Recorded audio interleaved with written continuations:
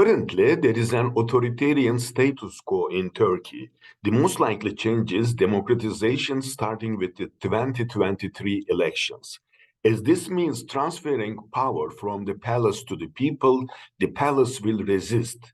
The Erdoğan administration renewed the 2019 municipal elections in Istanbul with a desperate judicial coup, but the AKP lost again with a far larger margin. It will now push the limits even further in order not to lose the palace. Winning the elections is not enough for the opposition. It has to win with an overwhelming majority. The strategy of the government is divide and rule, while the strategy of the opposition is unite and strengthen. Only 6 months before the presidential elections, Istanbul Mayor İmamoğlu was sentenced to prison. Critics pointed out the politicization of the judiciary as this bold and risky judicial coup has disqualified İmamoğlu for the 2023 presidential elections. But it has also consolidated and increased political support for the table of six opposition bloc in Turkey. At this stage, it is useful to remember covert foreign money and the Lukashenko model. Authoritarian regimes, especially Russia, China, Iran, and the United Arab Emirates, are funding their interventions in democracies by using legal loopholes in the international financial system. Turkey is the target of such attacks by foreign authoritarian regimes, and its society wonders where the tens of billions of dollars with unknown origin actually come from, what they are used for, and what is given in return. We don't know the answers. The Lukashenko model corresponds to establishing an autocracy by suppressing democratic opposition with Putin's support.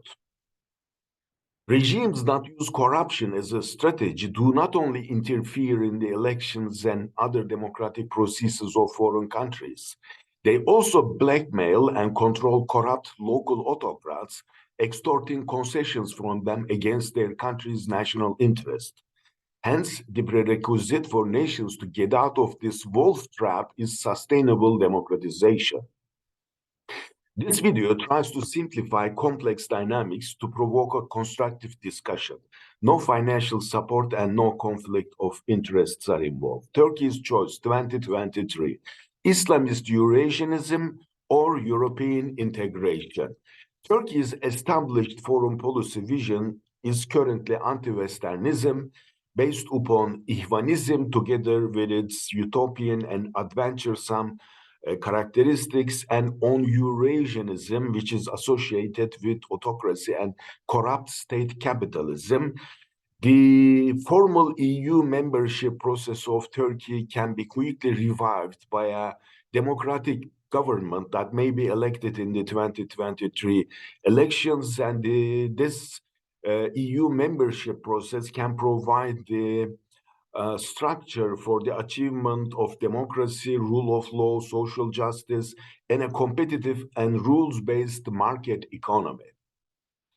Domestic peace or social cohesion has a multiplier effect on a country's available resources. Without domestic peace, resources are often squandered.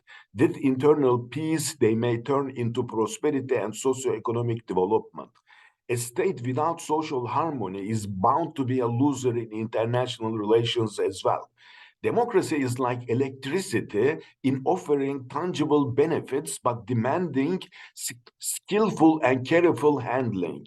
Overcoming identity conflicts and perpetuating internal peace is possible with skillful use of pluralist democracy. Throughout its history, Turkey has been deprived of internal peace. Like a person without inner peace, Turkey failed to properly solve problems of modernization and has fallen behind. Currently, an authoritarian regime is desperately trying to hold on to power by agitating entrenched social cleavages. Kılıçdaroğlu's proposal for halalization and reconciliation may enable Turkey to overcome internal conflicts and institutionalize social cohesion and political maturity. Separation of powers is a primary condition for democracy and is essential for balanced and accountable public administration. The Eurasian model demonstrates how a deceptive foreign enemies are attacking us discourse financed by Russia can be used to achieve a unification of powers and the construction of an autocratic regime. Putinism is original in primarily relying on national resources, while the Lukashenko model is illustrative of the construction of a puppet autocracy with foreign funding. The decline of the rule of law in Turkey experienced a quantum dive with the 2013 closure of the corruption investigation, deepened with Demirtaş, Kavala, Kaftancıoğlu, and other political convicts, all the way down to the recent İmamoğlu verdict. While Turkey focused on domestic politics, first the COVID epidemic and then the Ukraine war changed the global political system within the last few years. What are the most suitable and fastest recovery steps for Turkey under these circumstances?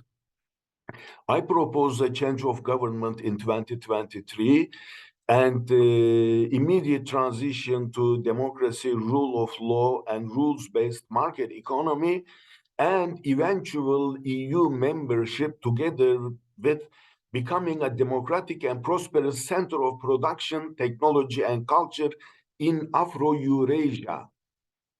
The most likely change in Turkey in 2023 is a return to Atatürk's vision of peaceful civilizational development. The politicization of the judiciary is the disease at the root of the vicious cycle that has been holding back Turkey for centuries. After a decade of failed searching for alternatives, Turkey will soon come back to the policy of harmonization with the European Union, which was in progress in 2013 when the corruption scandal broke out and led to the conquest by the executive of the judiciary in Turkey and Turkey's breaking from law and the EU in search of nostalgia for empire and Ihvanist Eurasianism, foreign policy mistakes being made and economic collapse following shortly. Turkey's potential virtuous cycle to national empowerment and socio-economic development can again start with the EU harmonization process, this time genuinely leading to strong rule of law, consolidated democracy, rules-based competitive market economy, smart international cooperation, smart education and technology policies, and finally, a stable, free, prosperous, and effective Turkey. The world has changed. Russia is being defeated in Ukraine. China's economic decline has started. Iran's regime is destabilized, and both Eurasianism and Ihvanism are now losers in the changing global system. If Turkey can't accept this without delay and adjust its route, its losses will be very significant. It became clear in the Ukrainian war that Russia missed the revolutionary developments in military technologies. The Ukrainian armed forces will continue to defeat and expel the Russian armies in the coming months because, unlike Russia, Ukraine has the two key war-winning features of one, united national will, and two, effective logistics. Turkey's recent foreign policy, blending expansionist nationalism with Ihvanism, has failed because these two ideologies are incompatible. They had to come together in Turkey during the closure of the 2013 corruption investigation. This is a very expensive twist of fate for Turkey, we could perhaps say. In the meantime, the EU accepted Bosnia as a membership candidate, and in the Western Balkans, already Slovenia and Croatia are full members of the European Union, and Serbia, Kosovo, Macedonia, Albania, Montenegro, and Bosnia are now proceeding in accelerated fast tracks towards full membership because of the Ukrainian war. This process was accelerated. together with the declaration of the Ukraine and Moldova as new EU membership candidates, and to the east, northeast of Turkey, Georgia still being considered as a potential EU member. Turkey's membership talks were in the refrigerator during the last 10 years, but the formal structure for membership talks to continue continues to exist, and a more democratic government can soon initiate this process. The outstanding feature of recent Turkish politics has been insincerity.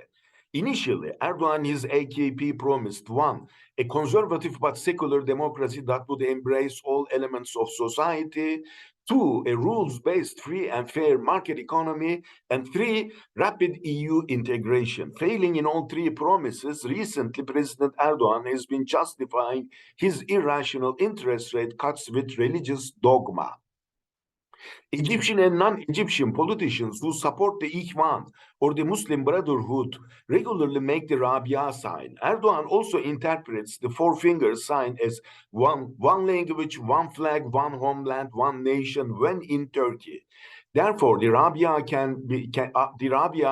sign can be defined differently according to audience. Over the years, Turkey has lost valuable time dealing with such issues and has regressed in vital areas like international economic competition, high technology, cultural creativity, and moral development.